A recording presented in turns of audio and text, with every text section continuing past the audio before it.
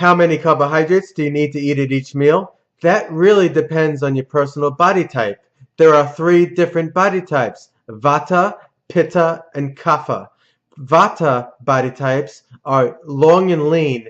These are the people who can eat what they want and never gain weight. These are the people we hate. And they need a higher level of carbohydrates because they're nervous system dominant. They think very quickly, but that also gives them a bad memory. It's the first body type, higher carbs. Moderate level of carbohydrates is best for people like me, who's a Pitta body type, Pitta. We are called mesomorphs in America, but I would rather say muscle morphs because we have more muscle than skin and bone. We are stocky. We have easily nice formed biceps. We do best on a moderate level of carbohydrates. So that's the second body type. It's in the middle. We're in between both a Vata and a Kapha, which is the third body type. Kaphas have to be careful with their carbohydrates because they can gain weight easily. These are the people that we say they can gain weight just by looking at food. When you look at their elbow joints, they usually have a thick padding of skin over their joints. Me, I'm more muscular, and the first body type, Vatas, when you look at their elbow joints, there you can see a lot of bones and veins. So there are three different body types: long and lean, muscle dominant, which is middle, medium, and the people who usually gain weight easily, which are usually overweight.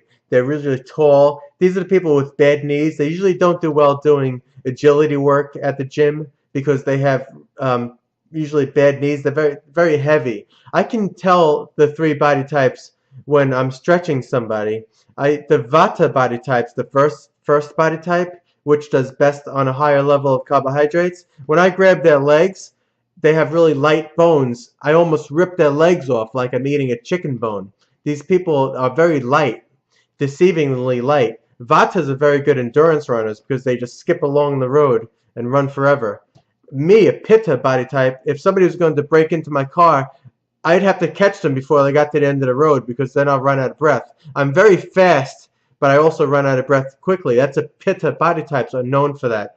Those are the people with beach muscles when you watch the UFC. These are the people with the really big guys that run out of energy in the second round. Meanwhile, there's three more to go because they have too many muscles. These muscles eat up all your energy. So everything depends on your personal body type. So you can't just put everybody into one pot. And the last body type, the Kaphas, have to be careful with their carbohydrates, and they also are the people who are wonderful to be around because they're very stable and sturdy. They usually walk slowly. They're very serene. Meanwhile, people like me our emotions are up and down constantly throughout the day. Pittas always have personal, we're very popular, but we also have these emotions that run up and down all day. We're prone to multiple personality disorder, so everybody has that anyway. But Vatas are speedy, Pittas are passionate, and Kaphas are more steady with their mentalness.